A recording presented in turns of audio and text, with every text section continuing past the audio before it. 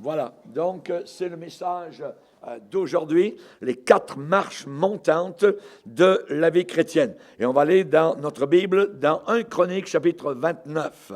1er Chronique, chapitre 29, et nous allons lire à partir du premier verset. Ce sont donc les dernières paroles de David, particulièrement à la fin de sa vie. Il a des intentions, il a quand même quelques projets, et voilà ce qu'il déclare. Dans 1 Chronique, chapitre 29, verset 1er. Le roi David dit à toute l'assemblée, « Mon fils Salomon, le seul que Dieu ait choisi, est jeune et d'un âge faible, et l'ouvrage est considérable. Car ce palais n'est pas pour un homme, mais il est pour l'Éternel Dieu. J'ai mis toutes mes forces à préparer pour la maison de mon Dieu de l'or pour ce qui doit être d'or, de l'argent pour ce qui doit être d'argent, de l'airain pour ce qui doit être d'airain, de fer pour ce qui doit être de fer, et du bois pour ce qui doit être du bois, des pierres d'onyx et des pierres enchâssées, des pierres brillantes et de diverses couleurs, toutes sortes de pierres précieuses et du marbre blanc en quantité. De plus, dans mon attachement pour la maison de mon Dieu, je donne à la maison de mon Dieu l'or et l'argent que je possède en propre, outre, ça veut dire en plus, tout ce que j'ai préparé pour la maison du sanctuaire.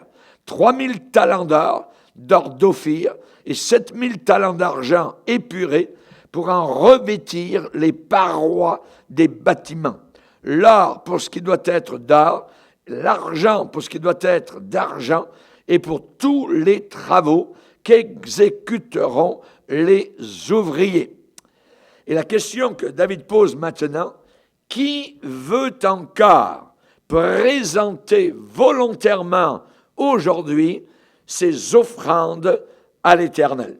La question, David dit, voilà ce que j'ai fait, moi. Maintenant, est-ce qu'il y en a d'autres qui veulent participer? Voyez, qui veut encore présenter volontairement aujourd'hui ses offrandes à l'Éternel? Résultat, verset 6, les chefs des maisons paternelles, les chefs des tribus d'Israël, les chefs de milliers et de centaines, et les intendants du roi firent volontairement des offrandes. Ils donnèrent pour le service de la maison de Dieu 5000 talents d'or, 10 000 darics, 10 000 talents d'argent, 18 000 talents d'airain et 100 000 talents de fer. Ceux qui possédaient des pierres les livrèrent pour le trésor de la maison de l'Éternel entre les mains de Jéhiel, le Gershonite. Le peuple se réjouit de leurs offrandes volontaires, car c'était avec un cœur bien disposé qu'il les faisait à l'Éternel, et le roi David en eut aussi une grande joie. Amen. Seigneur, nous sommes devant toi, nous voulons te bénir et nous voulons te remercier, car nous aussi, nous voulons volontairement, Seigneur, nous offrir volontairement à ton service, Seigneur, car c'est toi qui nous as appelés, c'est toi qui nous as choisis, et nous voulons être ces pierres vivantes dans l'édifice spirituel qui est l'Église de Christ. Merci, Seigneur. Aide-nous à comprendre, Seigneur, ce volontariat, aide-nous à comprendre ce service volontaire, car nous désirons te servir avec un cœur de bonne volonté, dans le nom puissant de Jésus-Christ, notre Sauveur. Amen. Et tout le peuple dit Amen. Gloire à Dieu. On peut s'asseoir, frères et sœurs. Alléluia. Nous avons ici particulièrement donc devant nous aujourd'hui 4 pas, 4 marches ascensionnelles, particulièrement donc qui montent, des marches qui montent donc dans notre vie personnelle, notre vie chrétienne.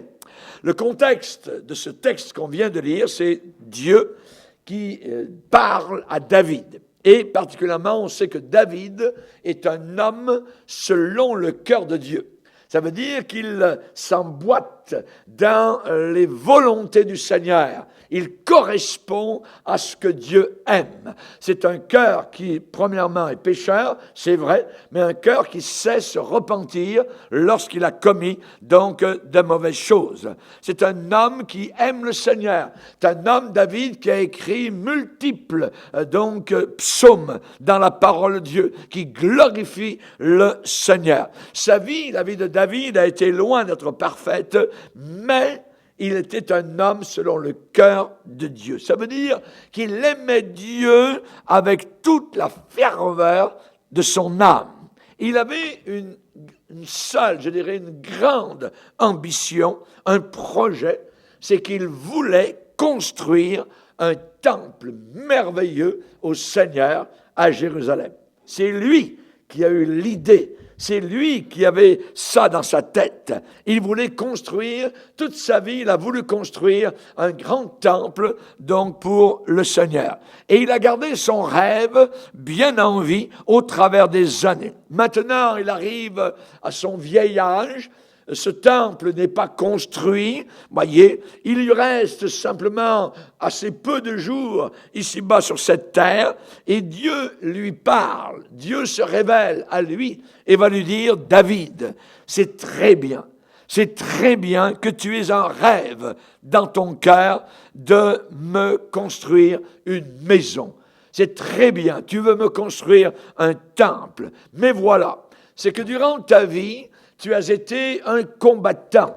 Durant ta vie, tu as été un guerrier. Durant ta vie, tu as été un homme de sang.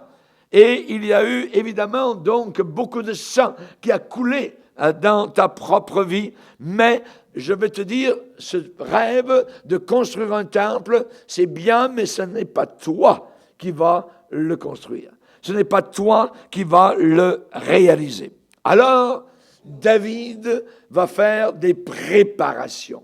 Ça veut dire il va emmagasiner donc toutes sortes de matériaux, il va donner de ses biens, il va donner de son argent et de son or pour cela. Il va préparer la construction du temple que son fils Salomon va finalement construire après sa mort.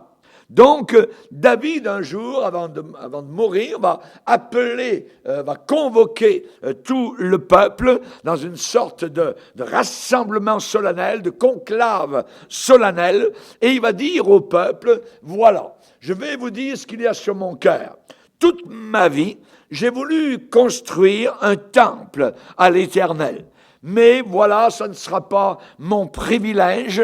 Dieu a donné ce privilège à mon fils, à Salomon.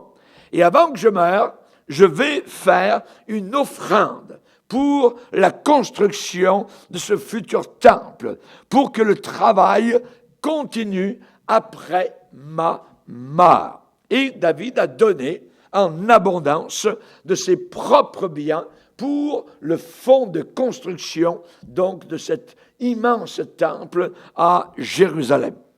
Et ensuite, David a parlé au peuple et il a dit, qui veut encore présenter volontairement aujourd'hui ses offrandes à l'Éternel? Ça veut dire, qui veut consacrer ses services à Dieu? Qui veut vraiment servir Dieu? Qui veut être véritablement serviteur et servante du Seigneur? Ça veut dire, David est en train de dire, qui veut se joindre à moi? Moi, j'ai préparé, moi, j'ai donné. Donc, pour le temple, qui veut donc se joindre à moi dans cette offrande? Et le peuple a répondu avec noblesse, avec de très bonnes dispositions. Les gens ont apporté leur propre or, leur propre argent, leur propre fer. On vient de lire cela au verset 6, donc jusqu'au verset 8. Ils donnèrent pour le service de la maison de Dieu, et là on voit donc 5000 talents d'or, 10 000 darics, 10 000 talents d'argent, et ainsi de suite. Donc ils ont donné avec une grande disposition de cœur. Les gens ont apporté, et très vite, ils ont eu suffisamment suffisamment donc de matériel pour commencer la construction de ce temple. Et il est dit au verset 9, le peuple se réjouit de leurs offrandes volontaires. Montrez-moi un chrétien joyeux, c'est quelqu'un qui se donne au Seigneur avec joie, de façon volontaire. Le peuple se réjouit de leurs propres offrandes volontaires. Pourquoi? La raison nous est dite dans la Bible, parce que c'était avec un cœur bien disposé, un cœur non pas mal disposé, mais un cœur bien disposé, qu'il faisait ses offrandes à l'Éternel. Et le roi David, donc, en eut aussi une grande joie. Nous parlons ici aujourd'hui de se consacrer donc à servir, à être serviteur. Ça veut dire être mis à part pour le service de Dieu, pour l'utilité de Dieu. Qui veut encore aujourd'hui présenter volontairement aujourd'hui ses offrandes? La Bible dit d'offrir nos corps au Seigneur comme une offrande volontaire, ce qui est de notre part un culte raisonnable. Alors, évidemment, pour ce faire, il y a différentes marches. Il y a 4 marches principales pour le service de Dieu. La première marche, elle est simple, c'est le salut. Pour servir Dieu, il faut d'abord être sauvé. Un païen, même s'il est religieux, ne peut pas servir Dieu. Voyez, il faut premièrement qu'il soit sauvé, qu'il y ait le salut. C'est la première marche de base, le salut. Comment échapperons-nous si nous négligeons, si nous mettons de côté un si grand salut? Un si grand salut. La croix du Calvaire, le sang de Jésus. Nous avons pris, il y a quelques instants, le repas du Seigneur. Nous nous sommes remémorés le sacrifice de Jésus, le sang qui a coulé, la honte qui a eu lieu, tout ça. Évidemment, pour servir Dieu, il faut premièrement être sauvé. Un si grand salut. Ce salut, c'est pas une petite affaire. C'est puissant. C'est fort, c'est grand, c'est immense, c'est titanesque. Christ a porté les péchés du monde entier sur lui seul. Imaginez. Alors être sauvé, c'est la première marche, c'est le premier escalier, voyez, d'être sauvé. Et vous savez que le monde de la religion, le monde religieux est tout mélangé sur le sujet du salut. Ils sont tout mêlés, ils sont tout embrouillés sur ce sujet du salut. Pourquoi? Parce que les gens ne regardent pas la Bible. Ils regardent leurs propres pensées, leurs propres imaginations. Voyez, que Dieu soit reconnu pour vrai et tout homme pour menteur. Menteur. Dans le monde religieux, il y a beaucoup de mensonges qui sont véhiculés. Voyez, certains disent, par exemple, eh bien, nous sommes tous enfants de Dieu. Donc, je n'ai pas besoin du salut, je n'ai pas besoin de la conversion. Il n'était même pas nécessaire que Jésus-Christ vienne mourir sur la croix. De toute façon, de toute manière, nous sommes tous sauvés et nous allons tous au ciel. Voyez, voilà ce que certains pensent. C'est un mensonge. Certains seront sauvés, certains seront perdus et iront dans un lieu qui s'appelle l'enfer éternel. Donc, la première marche, c'est le salut. Pour servir Dieu, il faut absolument être sauvé. Amen. Donc, certains disent, on n'a plus besoin de la vérité de la Bible, et pourtant, Jésus a dit, ta parole est la vérité. Ta parole. Tout est basé sur la parole de Dieu. La vérité, elle est dans la parole de Dieu. La parole de Dieu, c'est la Bible. La parole de Dieu, elle est vérité. Amen. Dans le monde religieux, certains ont d'autres opinions. Et ils disent, on est sauvé en se joignant à l'Église. C'est faux. Ce n'est pas vrai. On n'est pas sauvé en se joignant à l'Église. Voyez, on peut passer au travers de toutes sortes de cérémonies religieuses et être perdu. L'Église n'est pas un sauveur. Amen. L'Église ne sauve pas plus que vous devenez une voiture en entrant dans un garage. Vous ne devenez pas chrétien parce que vous entrez dans un lieu appelé Église. Absolument pas, voyez. Donc, ce n'est pas l'Église qui est le sauveur. C'est Jésus-Christ qui est le sauveur. Il faut venir à Jésus-Christ. Il n'y a de salut en aucun autre que Jésus. Parce qu'il n'y a sous le ciel aucun autre nom qui a été donné parmi les hommes par lequel nous devions être sauvés. Amen. Gloire au Seigneur. Donc, ce n'est pas Bouddha, Zoroaster, Joseph Smith, Ellen White ou quoi que ce soit qui nous sauve. Il n'y a qu'un seul nom qui nous sauve et c'est Jésus-Christ. Amen.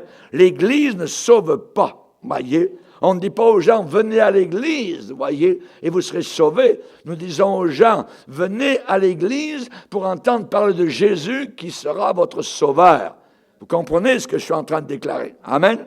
Amen? L'Église ne sauve pas, voyez. On peut être assis à l'Église pendant 50 ans et aller en enfer.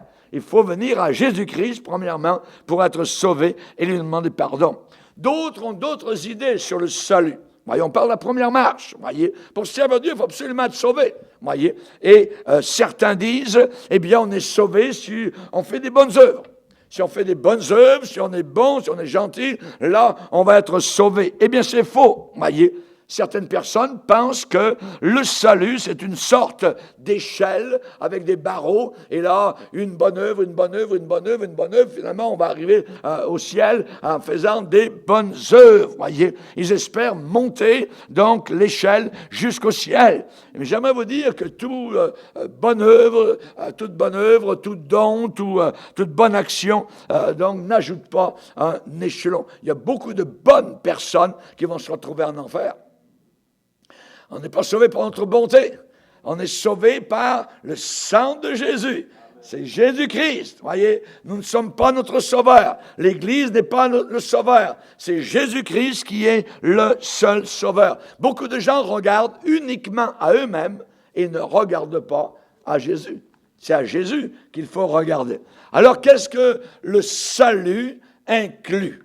Qu'est-ce que le sujet du salut inclut? Eh bien, premièrement, le salut indique une condition de perdu. Pour que je sois sauvé, il faut que je reconnaisse que je suis perdu. Si vous n'avez jamais eu cela dans votre vie, vous n'êtes pas sauvé. Vous êtes religieux, vous pouvez parler à Dieu, vous pouvez prier Dieu, mais ça ne veut pas dire que vous allez au ciel. Pour être sauvé, il faut reconnaître premièrement une condition de perdu. Je suis perdu, voyez. Et c'est la condition de tous les hommes sans Jésus-Christ. Jésus lui-même a dit, celui qui ne croit pas au Fils est déjà condamné. Et il ne verra pas la vie, mais la colère de Dieu demeure sur lui. Jean 3, verset 36. Celui qui ne croit pas au Fils, voyez. Et vous allez aux Indes, vous allez dans toutes sortes de pays où il y a des bouddhistes, vous allez dans toutes sortes de milieux où l'on ne croit pas au Fils, voyez, que Jésus-Christ est Dieu en chair, voyez. Si l'on ne croit pas cela, on est déjà condamné.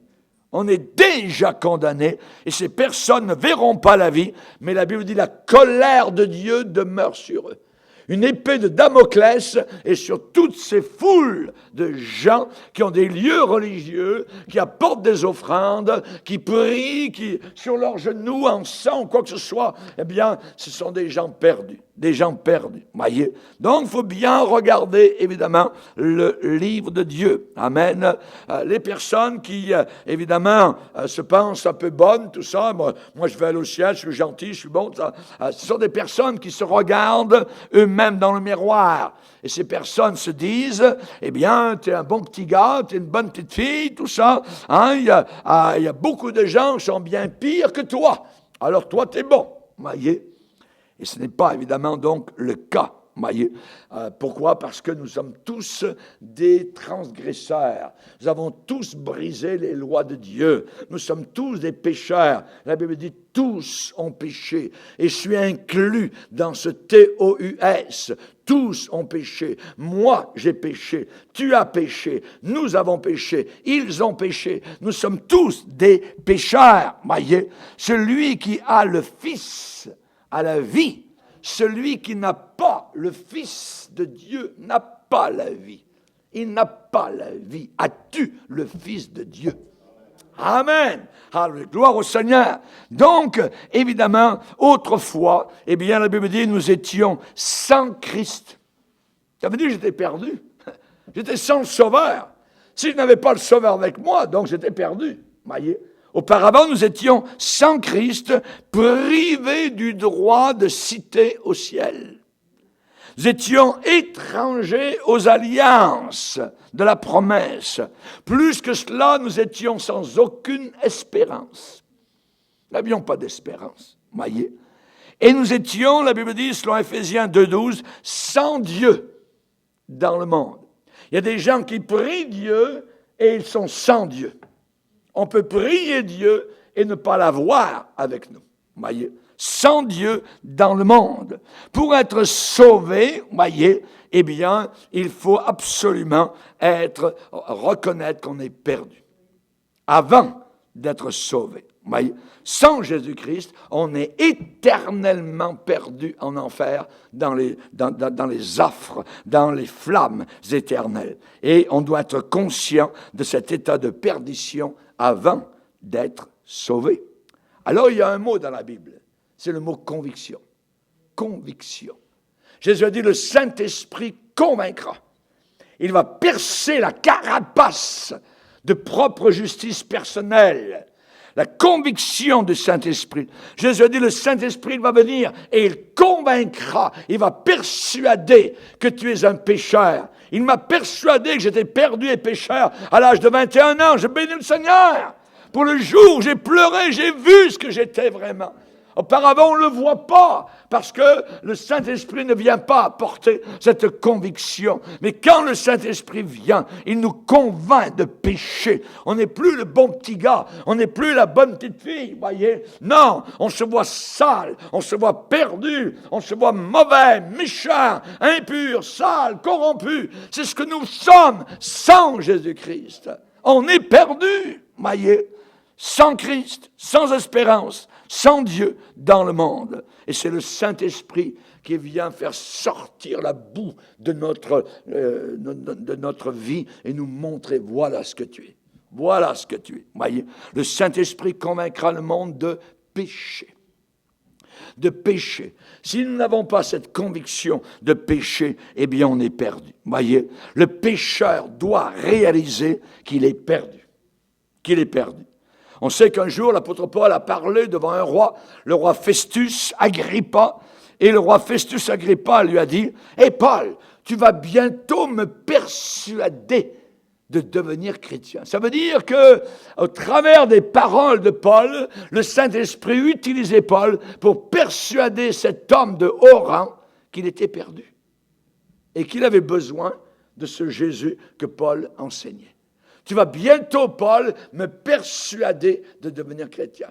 Et il était presque persuadé. Mais tant qu'il n'a pas abandonné sa vie, il n'était pas sauvé. Il faut absolument suivre la conviction du Saint-Esprit. Il y avait un jour une série de réunions, donc, où l'évangile était prêché, des réunions spéciales. Et dans ces réunions, il y avait un petit garçon qui avait 12 ans. Il est venu à l'église, il a accepté Jésus-Christ durant ces réunions. Et durant une de ces réunions, donc, après avoir accepté le Seigneur dans son cœur, il est venu en avant, et il est retourné à sa chaise. Et sa tante est venue s'asseoir à côté de lui. Des grosses larmes roulaient sur les joues de ce petit garçon. Et la tante s'est approchée et lui a dit, « Gérard, pourquoi tu pleures? » « Ma tante, je suis un si grand pécheur, mais ce soir, j'ai donné mon cœur à Jésus. Et ce soir, il m'a sauvé. » « Gérard, a répondu la tante, tu n'es pas un pécheur. Tu n'es pas un mauvais garçon. Tu es un bon garçon. Ma tante, tu ne sais pas simplement de quoi je suis en train de parler. Et c'était vrai. Et c'était vrai. La tante pensait qu'il pouvait être sauvé par une bonne petite vie. Tu es un bon garçon, donc tu vas au ciel.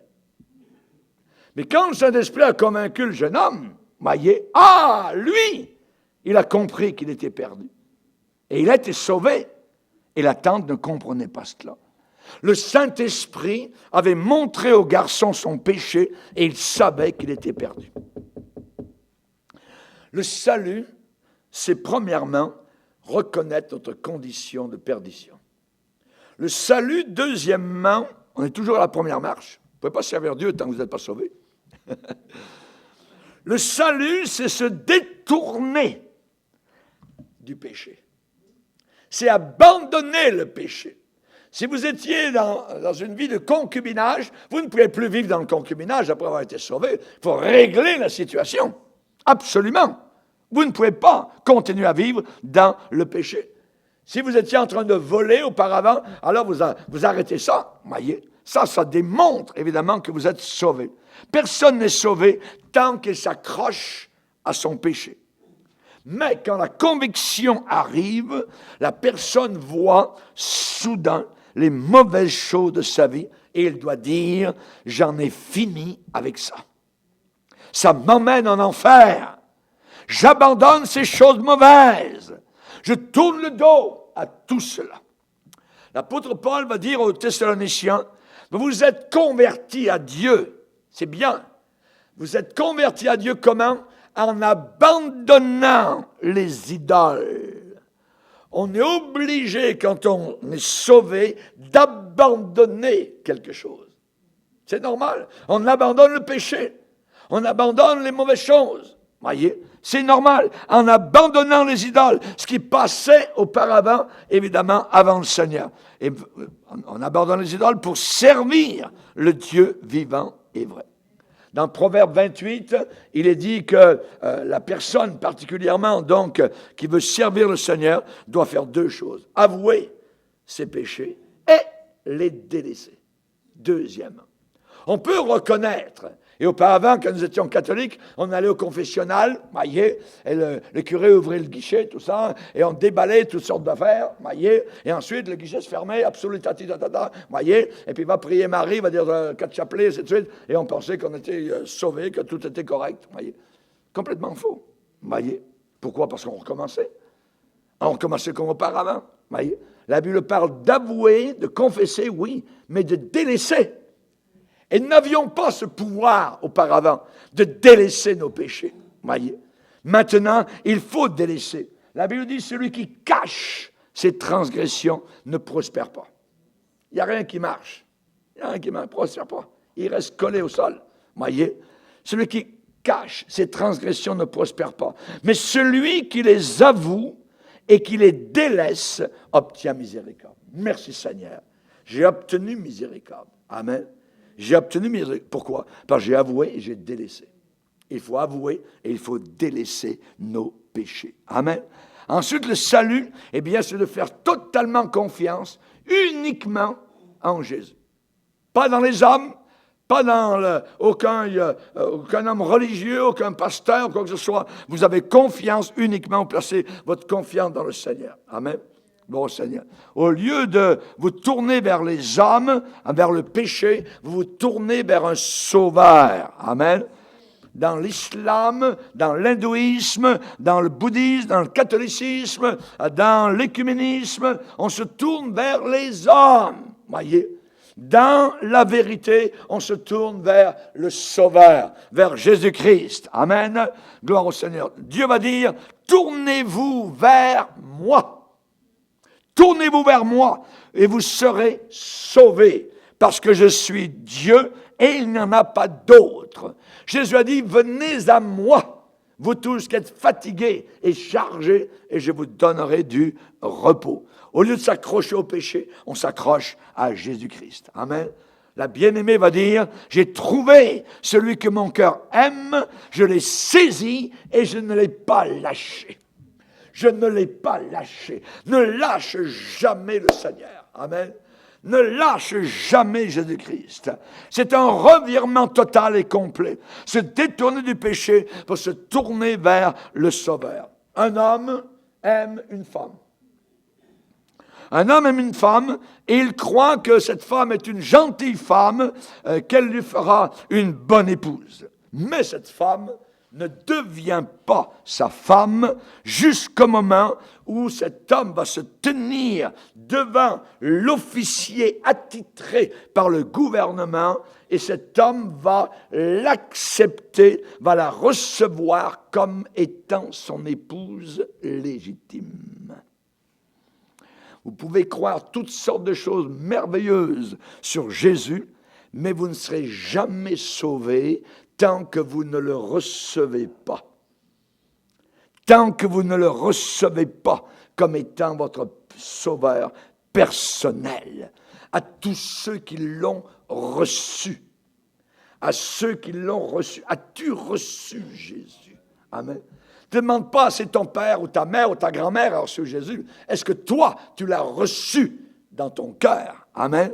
À tous ceux qui l'ont reçu, il a donné le pouvoir de devenir enfants de Dieu. Lesquels sont nés non du sang, ni de la chair, mais sont nés de Dieu. Rappelez-vous Zachée à Jéricho. C'est un homme riche, très riche, voyez. Mais il gagnait son argent en collectant les taxes que le gouvernement romain donc réclamait. Mais Zachée en gardait une grande partie pour lui-même. Et vous connaissez l'histoire, un jour Jésus est passé dans sa ville, et comme il était petit de taille, les gens le haïssaient, alors il voulait voir Jésus, se poser des questions, et il est monté dans l'arbre, et il s'est caché au travers des feuilles, et il a dit, là je vais bien voir, moi, Jésus, je vais juste bouger quelques feuilles, et quand Jésus va passer, je vais voir quelle sorte de bonhomme c'est, voyez. Il cherchait, voyez. Et donc, quand Jésus arrive sous l'arbre, il s'arrête, juste sous l'arbre. Et il lève les yeux, et Jésus qui sait tout, a vu évidemment Zachée qui était caché dans les feuilles. Zachée! Oh, tout d'un coup, on a vu des feuilles bouger, et un petit homme donc, qui est descendu donc, de l'arbre, voyez. Et la Bible dit que Zachée le reçut avec joie. Il reçut Jésus avec joie. Et il a déclaré, je donne aux pauvres la moitié de mes biens. Imaginez. Et je rends 4 fois plus. Il reconnaît qu'il a volé beaucoup de monde. Je vais rendre 4 fois plus. Qu'est-ce que Jésus a dit? Le salut est entré aujourd'hui dans cette maison. Le salut est entré aujourd'hui. Il a reçu Jésus. Quand vous recevez Jésus dans votre cœur, il entre et votre vie est transformée. Vous n'êtes plus comme auparavant. Zachée avait ressenti sa condition de perdu. Il a abandonné son péché et il a reçu Jésus comme son sauveur. Rappelez-vous quand Jésus a porté la croix, quand il était au calvaire, la Bible dit que les soldats le reçurent. Les soldats le reçurent avec des gifles, bang, bang, avec des crachats, avec des épines. Voyez, on peut recevoir Jésus de toutes sortes de manières. L'as-tu reçu dans ton cœur? L'as-tu reçu dans ta vie? La plus grande expérience depuis le moment où tu es né sur la terre jusqu'au moment où tu vas quitter la terre, c'est la conversion. La conversion. Amen. Vous arrivez à réaliser finalement que tous vos péchés sont pardonnés. Sont tous effacés et que vous n'êtes plus maintenant un enfant de Satan, mais vous devenez un enfant de Dieu. Vous entrez dans la famille de Dieu. Auparavant, vous étiez une créature de Dieu, mais un serviteur, une servante de Satan. Maintenant, vous êtes un enfant de Dieu. Voyez quel amour! Voyez quel amour le Père nous a démontré pour que nous soyons appelés enfants de Dieu. Enfants de Dieu. Amen. Donc nous sommes dans la famille de Dieu. Paul va dire que le Seigneur nous a délivrés de la puissance des ténèbres. délivrés de la puissance des ténèbres et nous a transportés dans le royaume du Fils de son amour. Vous n'êtes plus sur la route de l'enfer. Amen. Nous étions sur la route grande et large, l'autoroute où tout le monde se trouve, même les gens religieux. Nous ne sommes plus comme cela. Nous marchons maintenant dans un sentier étroit, sur la route qui mène à notre demeure éternelle. On n'est plus tout seul. Nous avons maintenant un ami divin, hallelujah, qui marche avec nous sur le sentier de la vie. Dans les Proverbes, il est dit, il existe un ami plus proche qu'un frère. Amen. Alors, plus proche qu'un frère. Ce Jésus marche avec nous pendant le temps qui nous reste à vivre ici-bas sur cette terre. Le cantique dit, quel ami fidèle et tendre nous avons en Jésus-Christ. Toujours prêt à quoi? À nous entendre, à nous comprendre, à nous défendre, à nous apprendre. Alléluia. Ce Sauveur, il est là. Amen. Quand on crie vers lui, il connaît nos défaillances. Il connaît nos craintes de chaque jour. Il est sévère dans ses exigences, mais il est riche dans son amour. Amen. Il comprend quand nous sommes en souci. Alors on lui dit toutes nos craintes. On lui ouvre tout notre cœur. Et bientôt ces paroles saintes nous rendent le véritable bonheur. Il est toujours prêt à nous défendre quand le diable, amen, nous presse. Et Jésus est là. Il nous suit dans la bataille, dans la mêlée. Il nous entoure de ses bras. Et c'est lui qui tient l'épée et qui décide des combats. Amen. Gloire à Dieu. Et finalement, il est toujours prêt à nous apprendre à vaincre comment? En comptant sur lui. En comptant sur lui. S'il nous voit vrai, s'il nous voit sincère, amen, s'il nous voit en train de rechercher la sainteté, alors il écoute nos prières et il nous met en liberté. Alléluia. Merci Seigneur. Merci pour tant de grâce. Merci pour tant d'amour. Amen. Gloire au Seigneur. N'oublions jamais le jour de notre salut. Le jour où nous avons été sauvés. Certains ne peuvent pas dire le jour exact, mais ils connaissent la période pendant laquelle leur vie a vraiment été changée, bouleversée, littéralement par la lumière qui est venue envahir, évidemment, donc toute leur vie. Jour heureux, amen, nous avons fixé notre choix sur le Seigneur. C'est la première marche. Vous ne pouvez pas servir le Seigneur tant que vous n'êtes pas sauvé. Quand vous êtes sauvé, et je viens de l'expliquer, amen, alors on passe à la deuxième marche. Dans le service de Dieu. La deuxième marche ascendante, c'est la séparation. C'est la séparation. On ne peut plus être comme auparavant, voyez, faire partie de la gang. On sait, par exemple, que Jésus a une sorte de personne qu'il n'a pas du tout aimée. C'était les pharisiens. Et les pharisiens, évidemment, donc, ils ont la vie longue, je dirais, et il en existe encore aujourd'hui. C'est une race qui existe parmi les mondes religieux, que le Seigneur nous délivre des chrétiens qui pensent que tous les autres ne sont pas corrects. Amen. Amen. Alors, eux, les pharisiens, il n'y a que eux seuls qui sont parfaits devant Dieu. Mais le Seigneur Jésus les a appelés race de vipères, race de serpents. Vous relirez Matthieu 23, voyez. Il n'y a aucune douceur dans une vie semblable. Aucune douceur.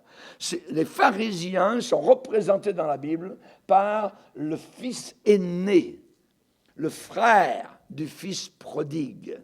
Le fils prodigue avait un frère, rappelez-vous. Dans Luc, au chapitre 15, Jésus raconte cette histoire. Et quand le fils prodigue est revenu à la maison et que le fils aîné a entendu la fête, la joie, le père qui était content, qui pardonnait totalement à son fils qui avait été évidemment dans le monde, vous voyez, avec les porcs, la porcherie, il avait été avec les prostituées, toutes sortes de choses mauvaises. Et maintenant, c'est la fête à la maison, vous voyez. Cette journée-là, évidemment, donc, les serviteurs étaient dans la joie. Et lui, il ne veut pas entrer. Quand il entend, quand il approche de la maison, il ne veut pas entrer. Et il dit non, oh non, on ne peut pas pardonner à ça, tout ça, ce gars-là, mon frère, il a dilapidé tout le bien de mon père, tout ça, mais maintenant, hein, c'est lui qu'on fête, et moi, qu'est-ce que je suis dans toute l'affaire, tout ça. Donc, on voit qu'il est jaloux de ce que le père a pardonné. Lisez avec moi Luc 15. Luc 15. Luc chapitre 15. Le verset 21.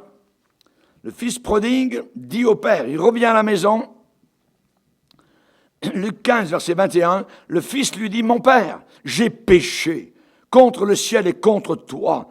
Je ne suis plus digne d'être appelé ton fils. Mais le père dit à ses serviteurs, apportez vite la plus belle robe et l'en revêtez. Mettez-lui un anneau au doigt et des souliers aux pieds. Amenez le veau gras, tuez-le, mangeons et réjouissons-nous, parce que mon fils que voici était mort et il est revenu à la vie. Il était perdu et il est retrouvé. Et ils commencèrent à se réjouir. Le pharisien, voyez, le fils aîné était dans les champs. Lorsqu'il revint et approcha de la maison, il entendit la musique et les danses. Il appela un des serviteurs, lui demandant ce que c'était. Ce serviteur lui dit, ton frère est de retour et ton père a tué le veau gras parce qu'il l'a retrouvé en bonne santé. Il se mit en colère. Regardez le pharisien. Et ne voulut pas entrer. Voyez, il ne veut pas entrer dans le lieu où il y a la joie, où il y a le pardon. Il ne veut pas de l'Église où Christ pardonne. Son père sortit et le pria d'entrer. Mais il répondit à son père, voici il y a tant d'années que je te sers sans avoir jamais transgressé tes ordres. Voyez, les personnes qui se replient derrière, je suis bon, voyez, moi j'ai fait ci, moi j'ai fait ça, voyez, jamais transgressé tes ordres, et jamais tu ne m'as donné un chevreau pour que je me réjouisse. Il en veut à son père, il était avec son père, mais il ne le servait pas avec joie. Et il dit, quand ton fils, verset 30, est arrivé, celui qui a mangé ton bien avec tes prostituées, c'est pour lui que tu as tué le veau gras. Mon enfant, lui dit le père, tu es toujours avec moi, et tout ce que j'ai est à toi. Mais il fallait bien s'égayer, se réjouir, parce que ton frère que voici était mort, et qu'il est revenu à la vie, parce qu'il était perdu, et qu'il est retrouvé. Chers amis, les pharisiens ne se réjouissent pas. Ils ne se réjouissent jamais. Ce sont des gens qui sont légalistes, c'est la loi, voyez. J'ai obéi, j'ai servi, Ils ne se sont jamais vus tels qu'ils étaient vraiment eux-mêmes, voyez.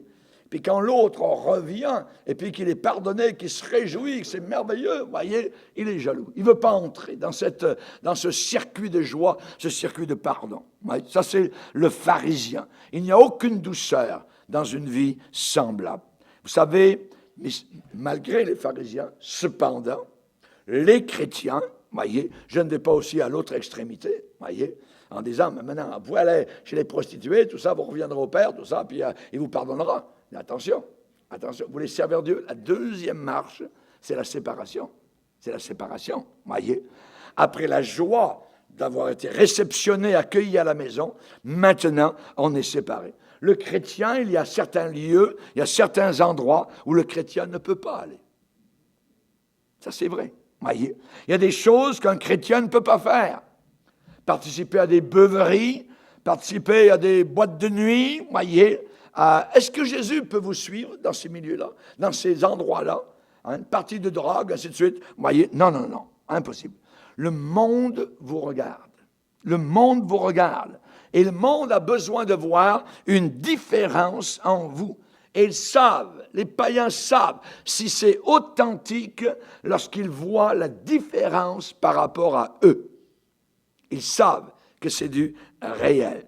Il y a beaucoup de femmes qui disent, mon mari, il n'est pas au Seigneur, il n'est pas chrétien. Oui, mais quel est ton témoignage? Comment tu te comportes en tant qu'épouse? Il y a une femme qui a dit, moi je suis membre de mon église, mais je suis dans une autre province, mais toujours fait partie donc de la même dénomination. Et j'ai vécu dans cette ville-là, cette nouvelle ville, depuis des années, mais je n'ai pas encore été à l'église depuis longtemps. Ah ouais? Comment va-t-elle pouvoir gagner son mari? Elle ne va pas à l'église. Elle veut gagner son mari. Il faut aller à l'église. Voyez? Et évidemment, ce sera presque impossible de tirer son mari, voyez, par-dessus la barrière de l'indifférence de son épouse. Son épouse ne prend pas de position pour venir à l'assemblée. Lui, il regarde, le païen, le mari païen regarde la vie de son épouse, voyez, et il ne voit pas de différence entre la vie de son épouse et la sienne. Et si un jour ce mari descend en enfer, le sang de ce mari-là sera sur les mains de l'épouse. Sur les mains de l'épouse. Le chrétien doit être différent. Doit être différent. Lisez avec moi dans 2 Corinthiens chapitre 6. 2 Corinthiens chapitre 6. Il est dit au verset 17. 2 Corinthiens 6, verset 17. Sortez du milieu d'eux. Donc, quelque part, il faut sortir du milieu des païens. Sortez du milieu d'eux. Séparez-vous, dit le Seigneur, et ne touchez pas à ce qui est impur. Résultat, si vous faites ça, si vous sortez, si vous séparez, si vous ne touchez pas, je vous accueillerai, je serai pour vous un père, et vous serez pour moi des fils et des filles. Qui parle? Dit le Seigneur Tout-Puissant. Le Seigneur El Shaddai, le Dieu de gloire, sortez du milieu d'eux. Voyez, verset 14, ne vous mettez pas avec les infidèles sous un joug étranger. Quel rapport y a-t-il entre la justice et l'iniquité? Ou qu'y a-t-il de commun entre la lumière et les ténèbres? Il n'y a rien de commun. Le chrétien, il est lumière. Les païens sont ténèbres. Quel accord y a-t-il entre Christ et Bélial, c'est-à-dire Satan? Ou quelle part a le fidèle avec l'infidèle? Il n'y a rien, il n'y a aucune part.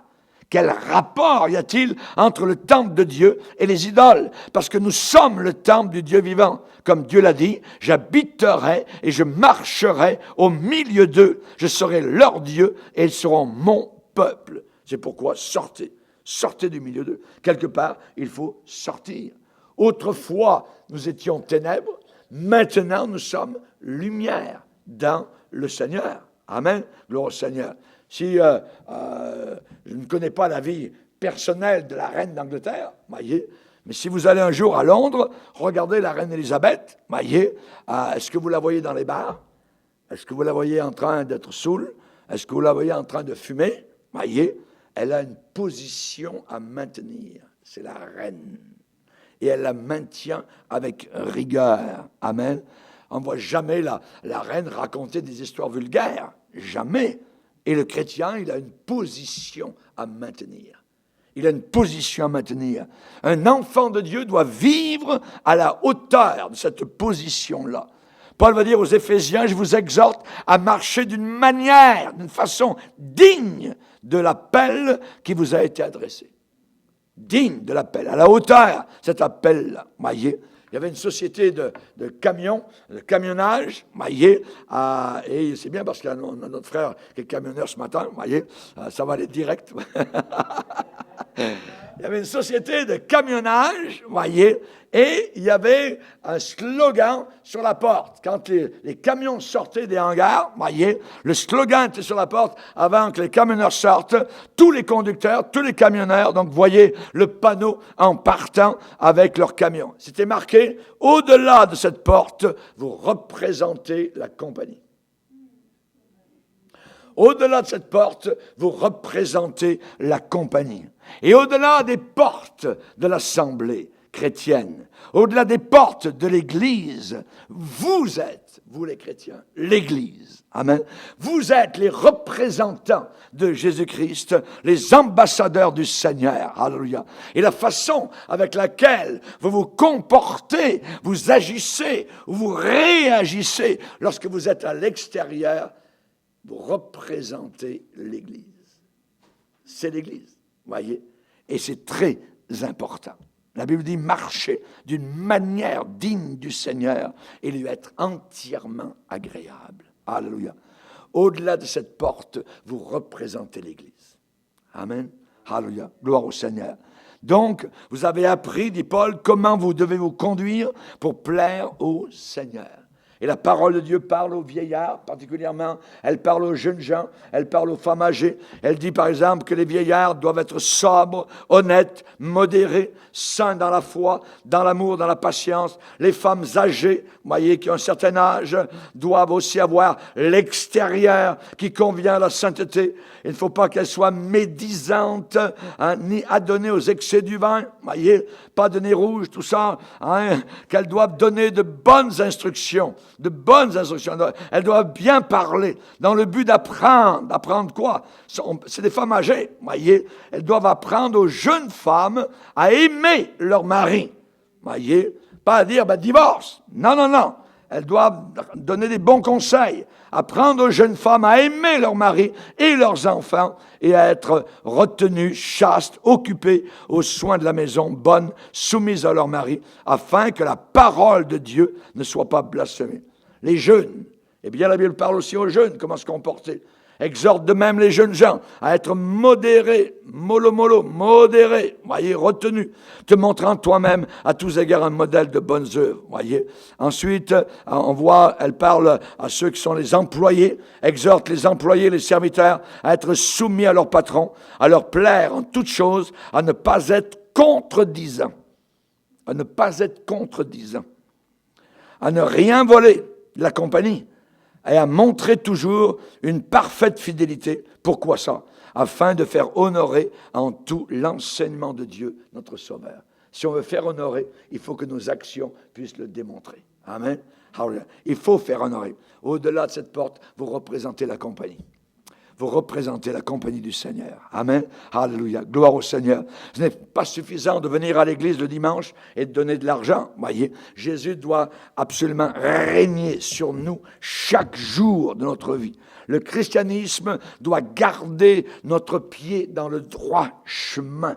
La Bible parle d'être irréprochable, pur, des enfants de Dieu, irrépréhensibles, au milieu d'une génération perverse et corrompue. Amen. Attention à ne pas faire tout ce que le monde fait, à ne pas aller partout où le monde va, à ne pas se permettre les mêmes pratiques que le monde peut avoir. Voyez, sinon on n'aura aucune puissance spirituelle. Est-ce que Lot avait de la puissance spirituelle à Sodome? Aucune. Est-ce qu'Abraham, qui était séparé, avait de la puissance spirituelle? Oh oui. Il a eu beaucoup de puissance, amen, spirituelle, parce qu'il était séparé là-haut sur la montagne. Heureux l'homme qui ne marche pas selon le conseil des méchants, qui ne s'arrête pas, mon frère, ma soeur, ne t'arrête pas sur la voie des pécheurs, voyez, ne t'arrête pas en chemin. C'est ce qui a été dit de la part du Seigneur. C'est un prophète dont on ne connaît pas le nom, amen, qui vivait du temps de Jéroboam. Et il lui a été donné une mission particulière. Et il lui a été dit, tu vas accomplir cette mission, mais ne t'arrête pas en chemin. Ne t'arrête pas en chemin. Mon frère, ma soeur, ne t'arrête pas en chemin. Ne critiquez pas toujours les autres, voyez. Ne pensez pas que vous êtes meilleurs qu'eux, mais prenez fermement votre position pour Jésus-Christ et vivez une vie chrétienne douce, paisible, consacrée, heureuse et séparée. Nous sommes des étrangers et des voyageurs ici-bas sur cette terre. Amen. Alors, que Dieu nous aide et que Dieu nous accorde sa grâce en toute occasion. Amen. Seigneur, merci. Merci pour ce que nous avons entendu ce matin. Nous avons parlé de 2 marches. Il y en a encore 2 autres à voir. Et nous te bénissons tout d'abord pour la marche merveilleuse du salut. Merci de ce qu'un jour, tu nous as convaincus, Seigneur, de péché, de justice et de jugement. Merci, Seigneur, de ce qu'un jour, nous avons voulu nous détourner de notre péché. Nous avons voulu l'abandonner. Nous avons placé notre confiance uniquement en toi. Merci, Seigneur. Aide-nous maintenant à vivre une vie consacrée, une vie séparée, une vie, Seigneur Jésus, qui te plaît, une vie propre, une vie pure, dans un monde qui est sale et qui va devenir de plus en plus sale, de plus en plus séducteur. Aide-nous, Seigneur, s'il te plaît, à ne pas entendre et obéir aux ruses de l'ennemi, Seigneur, mais que nous puissions toujours entendre ta voix. Tu as dit, mes brebis entendent ma voix, elles la reconnaissent et elles me suivent. Nous voulons te suivre jusqu'à la fin, dans le nom puissant de Jésus. Amen. Et tout le peuple dit Amen. Gloire à Dieu. On va se lever, frères et sœurs, chers amis.